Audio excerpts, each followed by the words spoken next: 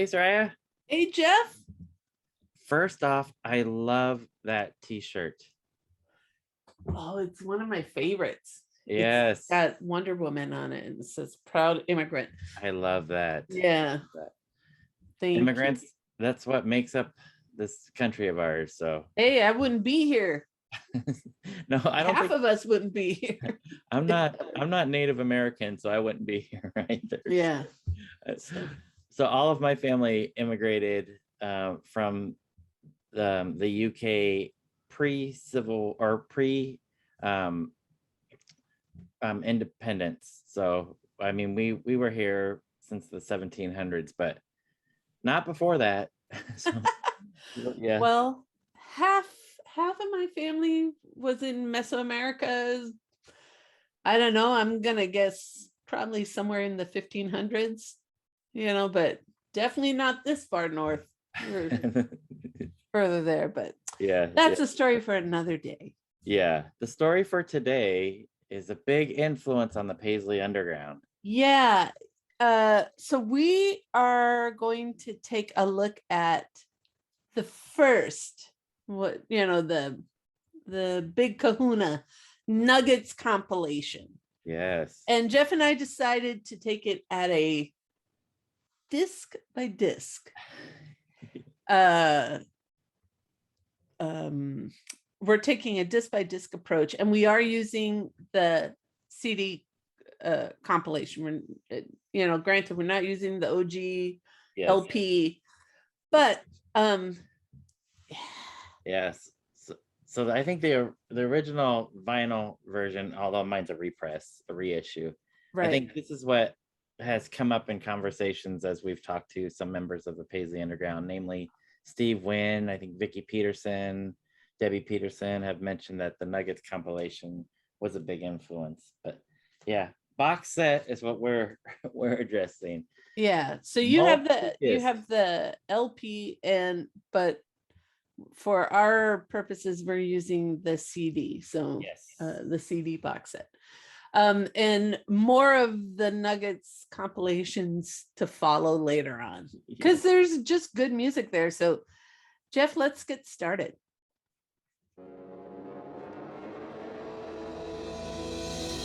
Hi, this is Soraya. And this is Jeff. Our podcast is called Paisley Stage Raspberry and Rhyme. A podcast where the two of us play music that we like and share anecdotes and background about the tunes. We hope you'll join our conversation. And without further ado, a grooviar. Let's get groovy.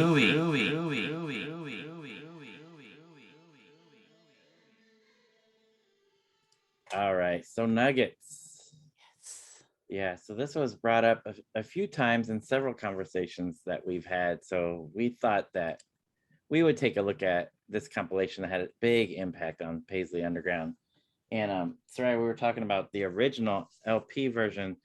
This was compiled by Lenny Kaye in the early 70s of this music. So the full title of the compilation is Nuggets Original Artifacts from the First Psychedelic Era, 65 through 68. So this compilation was put together originally in the early 70s about music from that short period of time, 65 to 68. And it's got a pretty trippy psychedelic cover that I think goes well with the music that's contained within. And like you mentioned, we were talking about the box set, which is a beautiful set that was put together with Lenny Kaye, the original curator, along with the late, great Gary Stewart, which he's put together several box sets, and he was a big part of Rhino Records. So this was put together, it says in 98, Soraya, is when the CD box set version came together, and it's got 4 amazing CDs, and those CDs are all packed because these songs are like Jim Strong length songs, like all under 3 minutes. So so it's filled with music, right, Soraya? Yes, 100%.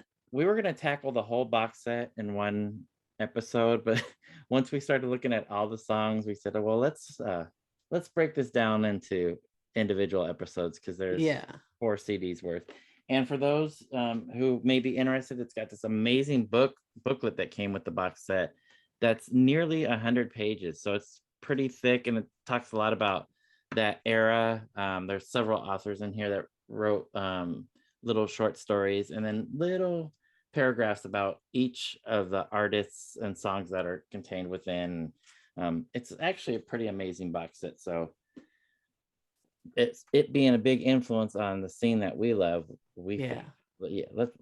let's dig into this a little bit. We're just going to scratch the surface, though. Okay, so to start off with, I think we got to start off with the first track, right? Yeah, so that should be me, right? Well, it should be you, but actually it's me. Okay. So again, we're looking at this one and LP 1. Yep. Same. Okay, so my pick, and I did it kind of without, there's a great saying in Spanish, sin querer queriendo, like without wanting to do it, I did it. Oh. I actually, my selections for today's episode represent 2 places where I've lived. Oh. I didn't intend on it, but it just kind of happened. So my first pick is I Had Too Much to Dream Last Night by the Electric Prunes. And why don't we listen to it? Because it is under 3 minutes. It's the very typical, pop music or single standard for that time. This is a song from 1967, and it's under 3 minutes. So let's listen, and then I'll fill in the geographics and a few other details. But the Electric Prunes, I Had Too Much to Dream Last Night.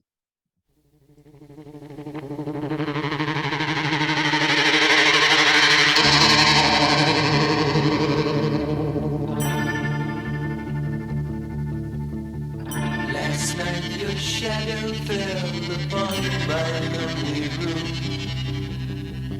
I touched your golden hair and tasted your perfume. Your eyes were filled with love the way they used to be.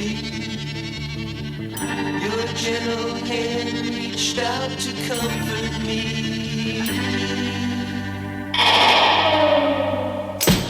Then came the dawn, and you were gone. You were gone, gone, gone. I had too much to dream last night. Too much to dream. I'm not ready to face the light. I had too much to dream last night. Last night. The room was empty as I staggered from my bed. I could not bear the image racing through my head.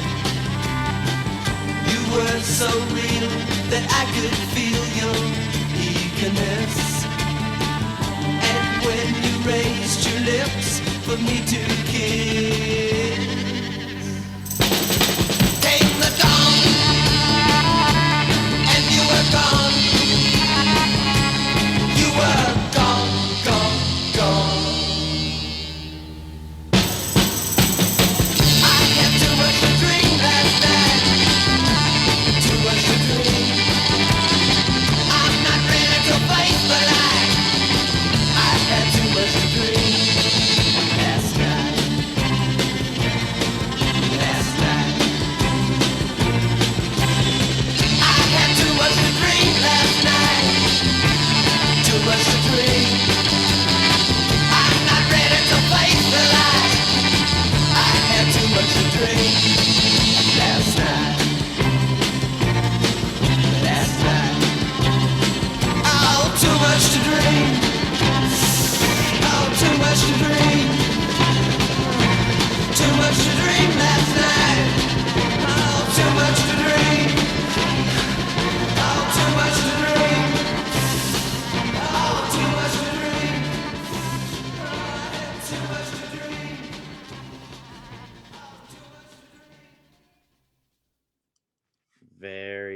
very strong start. So Oh I am super curious about the connections, your personal connections with this. So the Electric Prunes are actually local to my part of the San Fernando Valley. So the band started, they were originally called the Sanctions, but they got their start at Taft High School, which is in my part of the San Fernando Valley. And side note, that was going to be my high school, Taft High School. That's where I was districted when I was in high school, but I went to a different high school. So they got their start at Taft High School as the Sanctions. They renamed themselves the Electric Prunes in 1966. This is recorded late 66, released 67, hits number 11 on the US on the Billboard 100 in 67. In the UK, hits number 49. So it had this pretty meteoric rise. But I found out some really interesting things about this song in particular. So first of all, another fact, this song is written by two women. And it's written by two women, not in the band, not associated, because the producer, he didn't think they could write a song on their own. So he said, let me hire these two people. Wow. And this songwriting team came up with this song.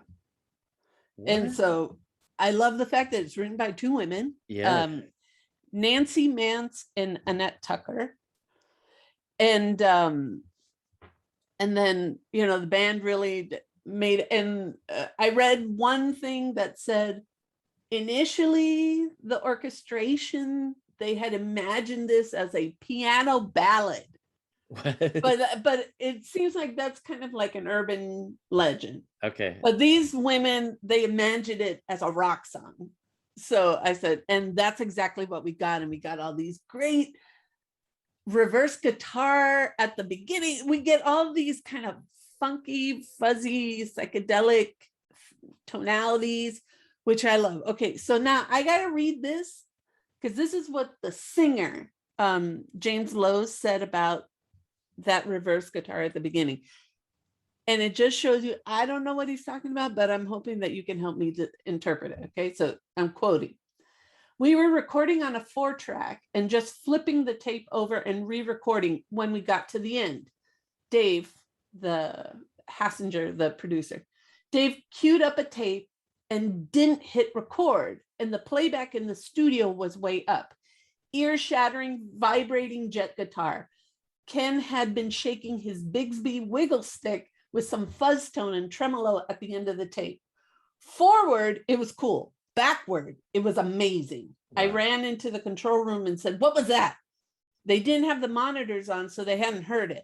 I made Dave cut it off and save it for later. Wow. Okay, so you understand a Bigsby wiggle stick? Yeah, so I just put away the guitar that I was playing last night. We did some recording and I was using my Gretsch guitar that has a Bigsby.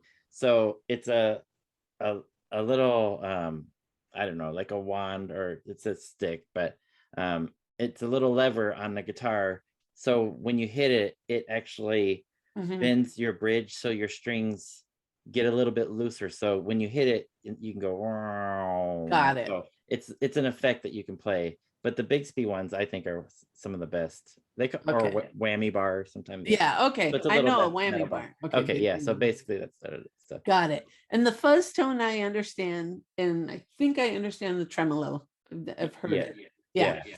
But all that funky, tony, I mean, all of that is just really cool in this song. And then I like that chorus, and then you gone, and then boom, boom, boom, boom. I had too much to dream last. It's just a cool song, garage band. And one last thing. So one of the things I find interesting is when, this is a collection of garage bands or, garage rock in this collection. So it's really maybe bands that people didn't hear, or maybe they heard a couple of times, or but there's this consistent impact on other bands. This was covered by the Damned. Oh, I did not know that. Yeah. Wow. And so, I started looking into, had anyone covered it? And yeah, I mean, it's covered by different people, but I found it really interesting that it's covered by the Damned. So now I want to hear that. Yeah. Okay. If you had to guess, when was the last time this band released an album, what year would you say? For the Electric Prunes? Yes. 68. No. 2004. Oh. But listen to this production. Okay, so this single comes out, and it with it, they were able to get enough traction to get an album release. So in 67, when this is released, early 67, they release 2 albums, 68, 2 albums, 69, 1, and then 2002, they release 1, and 2004. Oh. So it's just like, pump it out, pump it out, pump it out. I just found it fascinating, the story, and that they're local kids, that did pretty well. And one of the things I found was an old American Bandstand appearance by the band, and Dick Clark, looking very square, introducing them, saying, "This is really gassy." And so I'm like, well, I've heard that term before, but yeah, say this is really gassy. The Electric Prunes, I had too much to do. Nice. So that's my first pick. All right, Jeff. Yeah. Now it's your turn. I took over your lead off track spot just for this. Nice. Gladly hand that over. We're a team. And what a great way to jump into a psychedelic compilation on both the vinyl and CD version. That's the track that leads off. So what was that saying that you said in Spanish and the meaning? Sin querer queriendo. It sounds great. And what's the meaning of that? It's like, without wanting to, I did it. Okay. So that actually applies to me too. And I wish I could say that because it sounds beautiful. But so I picked 2 songs that were, I thought, totally unrelated, but there's a connection between the 2, and we'll talk about that later. The song that I picked is by a band called Shadows of Night, and their album Gloria. You were talking about garage rock and the influence that's had on music down the line. So the cover of the Shadows of Night album Gloria was used when the Pandoras did their It's About Time album, and they kind of used the similar font colors. And made it their own. But yeah, so they definitely that had an impact on music that came out in the 80s as well. But I wanted to play it, and then we'll talk a little bit about it. But there's a connection between this song and my second pick too that I'll talk about later. But let's listen to the song. So it's very bluesy, or rhythm and blues sounding. And I will add at this point that there's probably not a bad song on this disc. It's all a lot of fun, very 60s. And you can hear the influence of Black music, certainly on a lot of this, and this one for sure. And I'll get into that a bit after we listen to it. So this is the Shadows of Night from their album Gloria. Song's called Oh Yeah. Whoa, yeah. Everything gonna be all right this morning.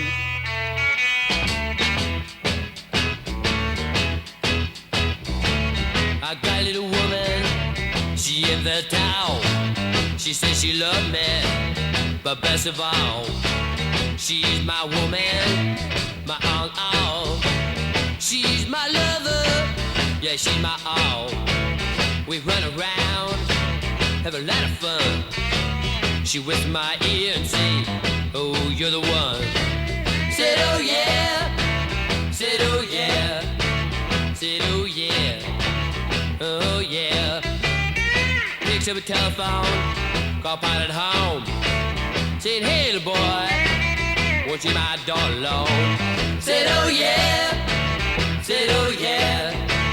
Said, oh yeah, yeah. Yeah, yeah, yeah. Yeah, yeah, yeah.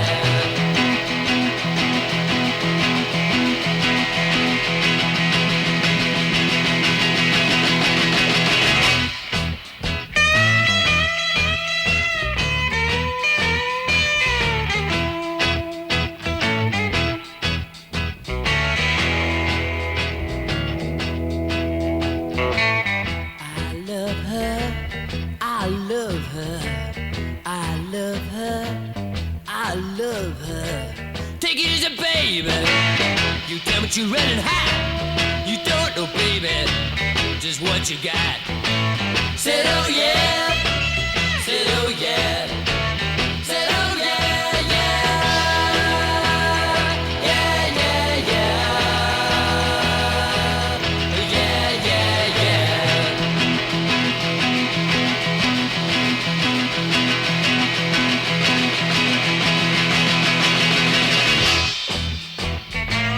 Oh yeah. I said, oh yeah. You know, I run around, have a lot of fun. She whispered to me softly and said, oh, you're the one. Said, oh yeah. Said, oh yeah. Said, oh yeah, yeah. Yeah, yeah, yeah. Oh, yeah, yeah, yeah.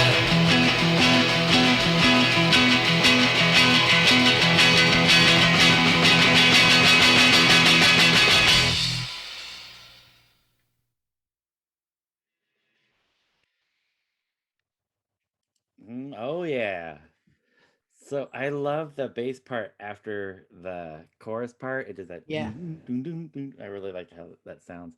But this song, probably no surprise, is written by a guy whose original name was Ellis McDaniel, but he commonly went by Bo Diddley. So it's probably no surprise when you hear the rhythm of it. I mean, once I heard that, I'm like, yeah, of course, that's kind of a rhythm, either that or the dun dun dun dun dun dun dun dun dun, Right. kind of a thing that, and of course, Rolling Stones were definitely influenced. Many bands were by Bo Diddley, but Bo Diddley is the connection between my two songs that I didn't realize when I originally picked it. So the song was the second single from the band's 1966 album Gloria. Gloria being the first single, a cover of Them's single, Van Morrison single. So this was their second single. Neither one the band wrote, so probably a situation not unlike the Electric Prunes. Right? So it was released and it reached reached 39 on the Billboard charts. And I just a lot of fun. I love that bass part. And Shadows of the Night didn't last long. They were from Chicago and they only lasted like 3 years and then they were gone. So all right, so that's it for oh yeah.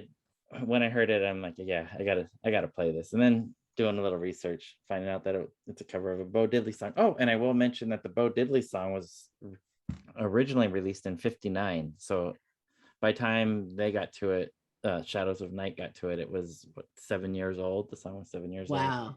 Yeah. So love that. Yeah, late 50s. See, and it's still very, very cool track. Yeah. Rockin' track. So should I do mine next? I think sequentially, my second. So let's go sequentially. Okay, and so I'll talk about the connection between these two. I had mentioned that there was a Bo Diddley connection. So the second pick that I picked from the first disc from this Nuggets box set is by a band called Count Five, who are from our state in San Jose. And the song is Psychotic Reaction. And the band has said that it was written using Bo Diddley's classic I'm a Man as kind of the starting point. So they took the I'm a Man and then wrote Psychotic Reaction based on the Bo Diddley track. So Bo Diddley, the connection that I didn't even realize when I picked the tracks, but there it is. To use your phrase, two things happening and unknowingly, right? Yeah. Connected unknowingly. So the song was released in June of '66, recorded in '65, so falling in with that '65, '68 era. One thing that I did read on Wikipedia about the song, Psychotic Reaction, how they got the name for the song. So according to Wikipedia, in late '64, Irish-born guitarist John Byrne was sitting in a health education class his freshman year at San Jose City College, learning about psychosis and neurosis. And his friend Ron Lamb leaned over and whispered, "You know, it would be a great name for a song, Psychotic Reaction." So there you go. So love it. So education, kids, make sure you do your studies and listen to Professor Soraya when she's speaking. and Professor Jeff. Yeah, so Psychotic Reaction, there we go. So I think I don't know, let's listen to the song and we'll talk a little bit about it later. But this is San Jose, California's Count 5 doing Psychotic Reaction. Love it.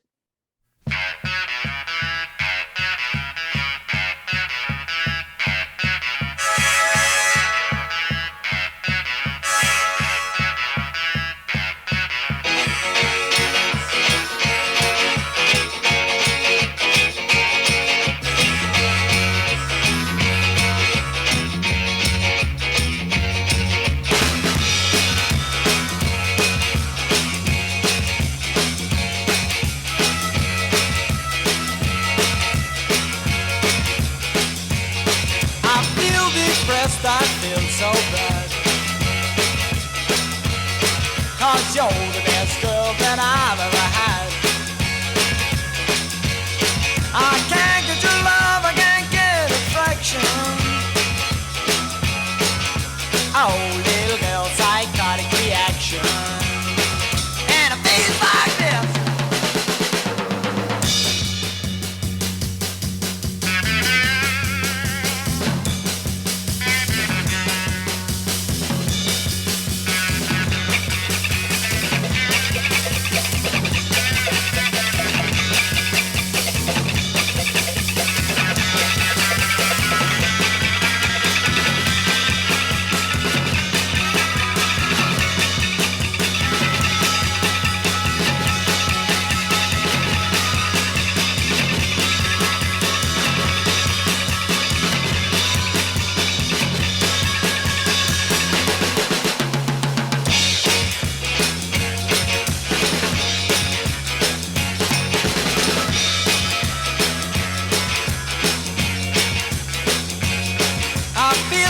Lonely night and day.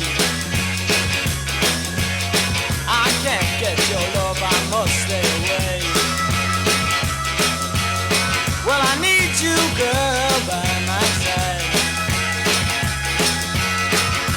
Oh, little girl with the light of the right now. I can't get your love, I can't get satisfaction. Oh, little girl, psychotic reaction.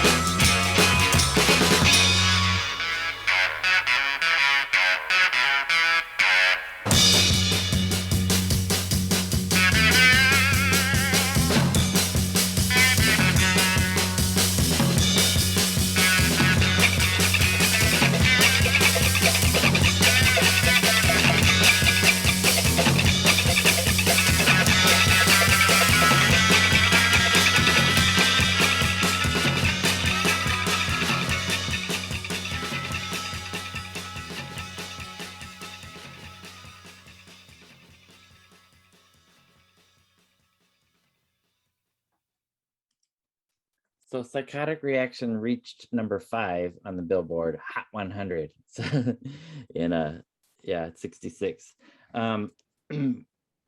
We have talked about like rave ups before, especially in our conversations with Michael Quercio. And I love that little rave up that they do. But not only does the band save the rave up till the end, they stuck a little rave up section in the middle too, which is pretty cool as far as the arrangement goes. So I love the arrangement of this. Those rave ups, I was just thinking about it. I mean, I've heard this album enough times, you know, I know what to expect. But I was just thinking about what you mentioned at the beginning with the connection with Bo Diddley. This song is literally like a bridge. It's like a generation gap bridge, because you hear that old bluesy, you know, that dun dun dun dun dun, dun, and then we've got this funky lead up and then rave up. Yeah. And it's like old leading to the new trend. I don't know. It just seemed like, ooh, okay, we're having like old and new. And then it's like this weaving in between the two. This is just me as a listener. This is just my thought. But I found it really interesting because they're mixing the two. And we hear, there's so many of those riffs that I'm like, oh, that sounds like the Beatles. Oh, that sounds like, but, every band reinterprets a sound in a different way. And everyone says, I stole that riff from so-and-so. Oh, I stole that from, it happens. Yeah. This is such a cool song. Yeah. And the harmonica in there, that reminds me of we talked to the Telltale Hearts, that band, and it definitely had this kind of style. When I hear that, I kind of think of them too. But yeah, I was in my mind as you were describing the old and the new. Of course, the title pops into my head. It's their psychotic reaction to the Bo Diddley. So yeah, so that my 2 tracks, The Connection, Bo Diddley, unbeknownst to me. Okay, well then my second one leads to another place where I lived, a band from another place where I lived. But why don't we hear it first? And then I'll talk about it. This is Open My Eyes by the Nazz.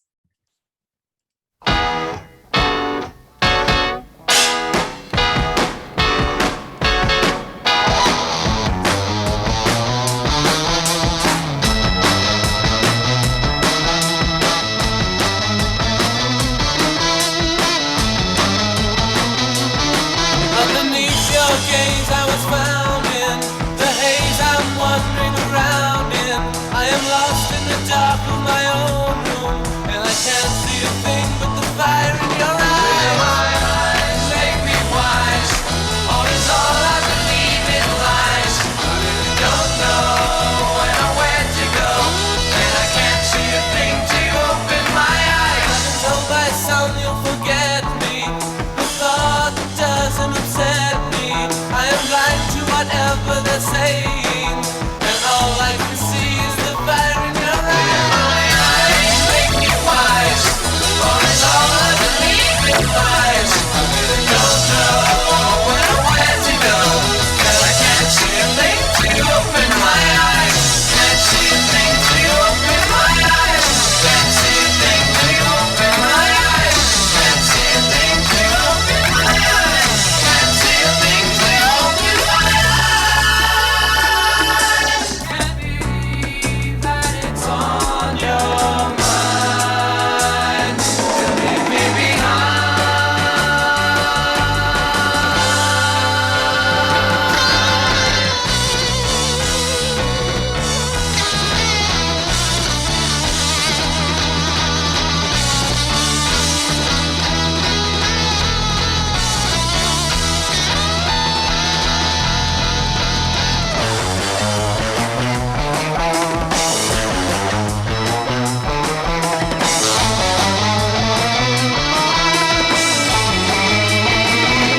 Yeah, my eyes make me wise, or is all I believe in lies. I really don't know when or where to go, and I can't see a thing till you open my eyes.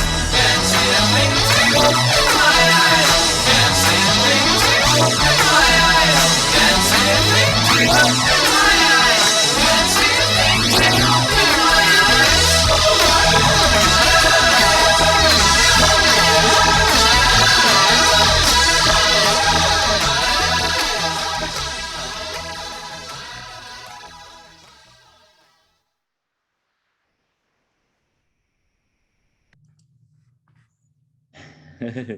Oh, good. Probably the best bongo performance we've ever had on our show. I think it may just be. Okay, so first things first, here's the geographic connection. So the Nazz is from Philly. Oh, Okay, they're from Philadelphia. okay. So this song, and also Jeff, I stole your place again because Open My Eyes is the lead off track off of the album Nazz. Oh, Okay. okay. So I stole it 2 times. Okay. But one of the things I find really interesting about this song is a couple of things. So the Nazz, all the songs on this debut album, Nazz, all of them are written by Todd Rundgren, okay, who plays masterful guitar on this. And Open My Eyes was the B-side to the single. A-side, Hello, It's Me. Whoa. So whoa. When Todd Rundgren re-releases it in 1972, it's a reworking of the Nazz, Hello, It's Me. But it's his song. He bloody well wrote it. So so Open My Eyes was the B-side. Was the B-side to the single. And I'm like, what? This is a kick-ass single.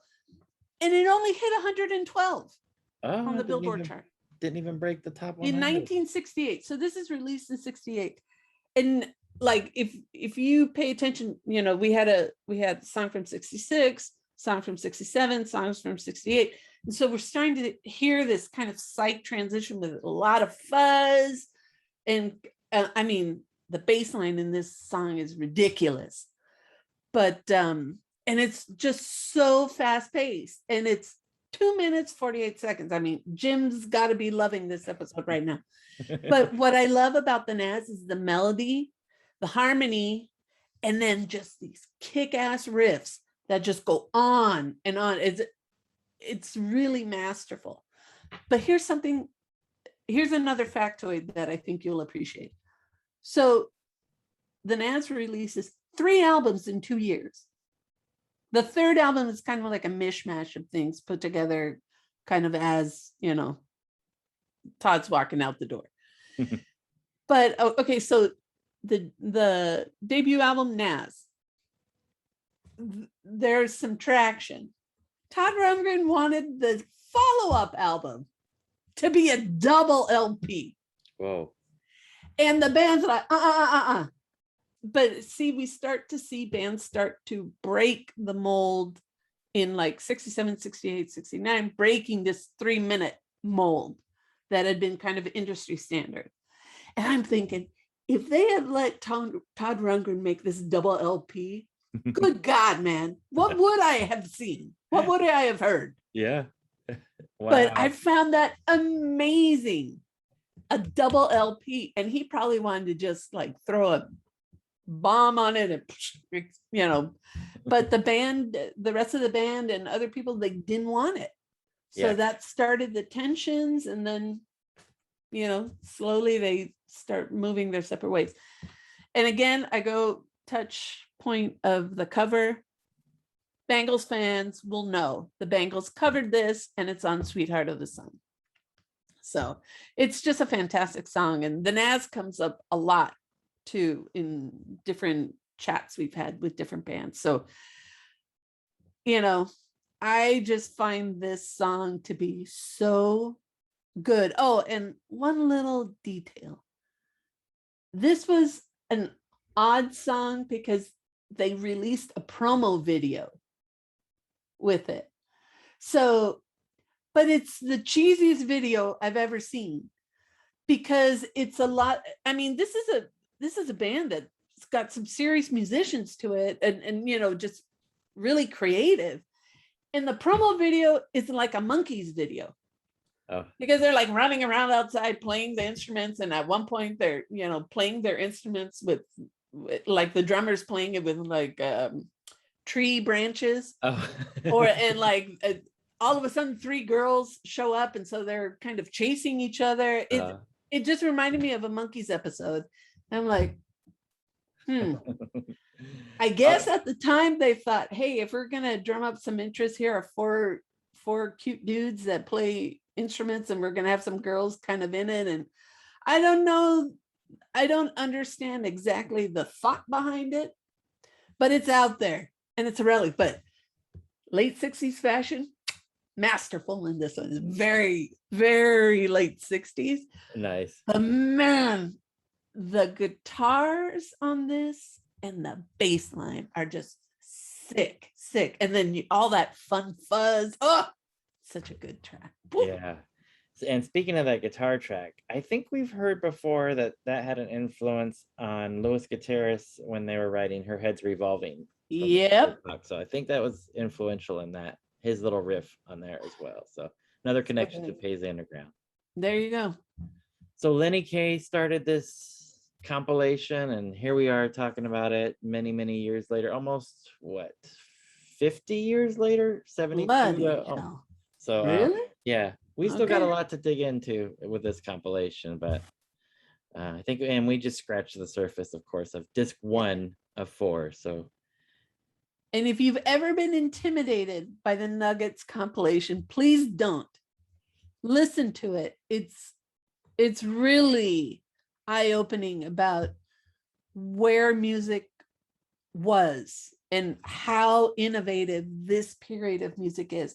I don't know, Jeff, if you've started watching, but for those of you who have access to Apple TV, there's a really interesting documentary, multi-part documentary about 1971. No. Oh my gosh, it's really good. And is it a Ken Burns thing? I'll be honest, I'm blanking. Okay. I'm blanking on the producer, but it deals with the change in 1971 and how that kind of started translating into music. But it just goes to show there are moments in time that bring new things to the table.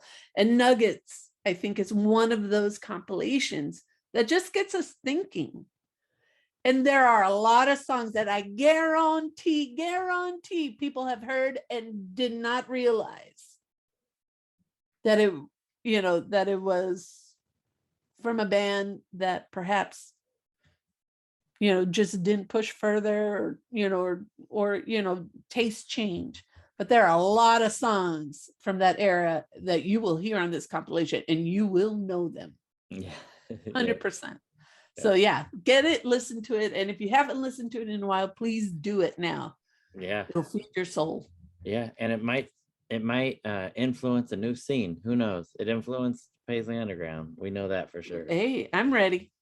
I'm ready for the next era of garage rock. Let's do it. Yeah, let's do that, please. So on our next episode, or at least a future episode, we'll dig in a little bit further. Yeah.